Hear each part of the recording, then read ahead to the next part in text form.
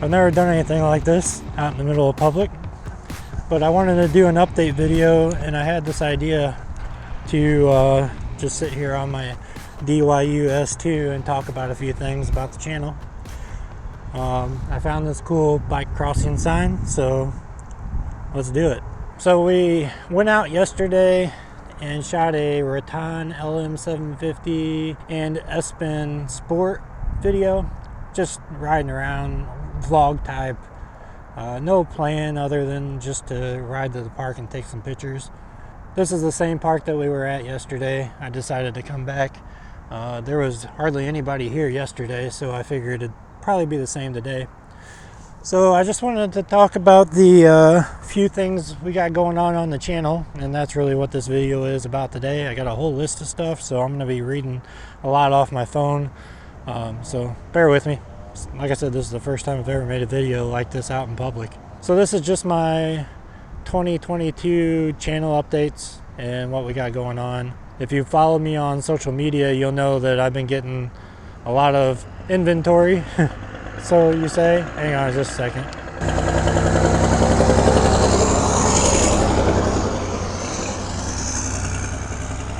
The only bad thing about this part is that there's probably going to be a lot of traffic.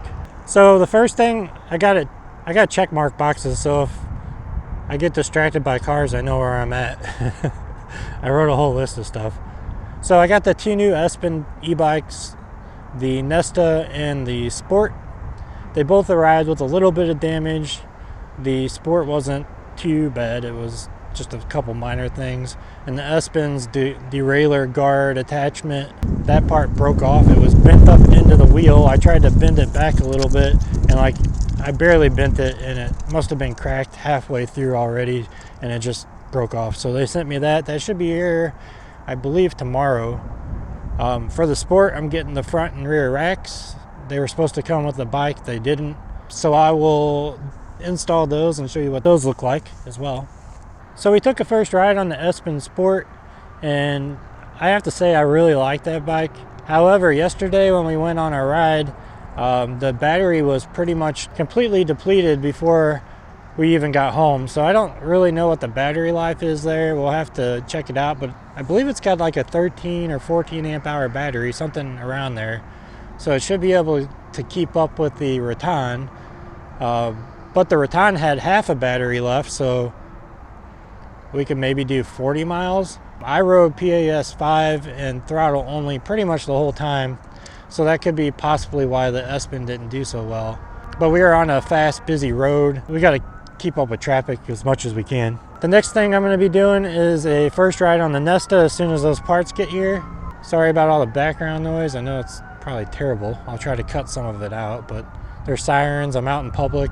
I'm at a park in a city, so sorry about that. We'll be taking the first ride on the Nesta as soon as I get the parts for that in, which should be here tomorrow, I believe. I also took the Rattan out to get some photos of the baskets that I got. They're aluminum, I believe, and they just attach to the front and back. You'll see those. They're pretty nice, actually. They didn't come with Loctite on the bolts, so you really need to put Loctite on your rear bolts. And then the front rack hits the headlight if you have it mounted from the factory the way they did it. You need to flip the light and the bracket. So take the light off the bracket, flip it, and then flip the bracket on the attachment point. I'm not sure if the front one will stay on the bike. Still trying to figure that out. As long as you got some weight in it, then you shouldn't have any problems with it bouncing around, but it is loose because it has quick release things on it. I'm sure you can make it stronger by putting bolts and washers and nuts on it, which might be a plan for me. I'll tell you what size and everything if I decide to go that route. It just depends if I decide to keep the baskets on there. And I don't know how long the Rattan's going to be around. I am going to get to a point where I need to sell some bikes, and I think I'm already there. I want to do a Rattan LM750 range test and hill climbing test just to see how it does. That's going to be one of my somewhat next videos. Here's the DYU S2. I'm working on a video today about this. It might be a short one. I might combine it into multiple videos. I'll have to look at the footage and see, but this little bike's pretty nifty. It's super tiny, as you can tell. The handlebar folds down and the seat comes out and the pedals fold in, so it becomes a pretty compact package. I fit it in the back seat of my hatchback, so easy to carry around with you. It's pretty fun. I mean, I'm 235 pounds, I believe. I haven't weighed myself this month, but I'm in between 230 and 240, 6'2", and it holds me pretty well. I mean, I'm not going to ride a long distance. It's really just for fun, or to bring with me if I need to commute somewhere, like to the gas station if I'm at my in-laws or something like that. You never know, or just to have a little fun. It's pretty fun. I don't know what the battery life is. I'm not sure if I'll ever do a battery life test on this. If you guys want that, comment down below and let me know. I don't know how long I could ride on this thing. Being that it's so small, I would have to use throttle only, so it would be a throttle only test. Pedaling is like non-existent unless you're in grass, which is good that you add pedals, because if you're in grass you need them. Otherwise you're not going anywhere because the motor's not strong enough. I think it's got a 250 watt motor. It's only rated to do like 10 to 15 miles an hour. It has a horn, it has headlight and tail light, and it has a alarm system, I believe. I didn't get the key fob. I think that it comes with one, so I need to contact them. Sorry about the wind. So stay tuned for a review on this. It's coming soon. I just gotta ride it a little bit more, and that's gonna take a few days. I know you guys haven't seen the Rideal in a little bit, so don't think that I forgot about the Rideal. It's still gonna be on the channel. I still have a few things to test on that for you guys. I don't know what the future of the Rideal holds. I'm pretty much wrapped up with the project as far as what I wanted to do to it. Now I just want to test the Egg Rider and the Data X2 and make that perfect for you guys. That is a plan of mine this summer. It's on the list. Hopefully I get to it sooner than later. Now the Mukpit Xc500, I did a review of that. Well, first impressions, I haven't done the full review yet. I haven't ridden it since then. As you can see, I have lots going on with different types of bikes. I really have to wait until I have more time with that bike to tell you how it is. But if you compare it to the one that's twice the amount in retail price, the Espen Sport. So the Xc500 I think is $800, $799 right now, and the Nesta Sport is $1,600 or $1,699, something like that. If you compare it to those two bikes, it really is night and day. So you do get what you pay for. However, it doesn't mean that it's a bad bike, because it's $799 right now. As long as it lasts and does what you want it to do. If you have a limited budget, it might be perfect for you. That's why I like reviewing bikes like that and like this, that people that don't necessarily have a lot of money or don't want to spend a lot of money or just want to get something cheap for their kids, that still works good. You know, I'd highly recommend the Mukpit. You can get it on Amazon. If you go watch my review, there's a link in the description for that. Still got a little bit more time on that bike.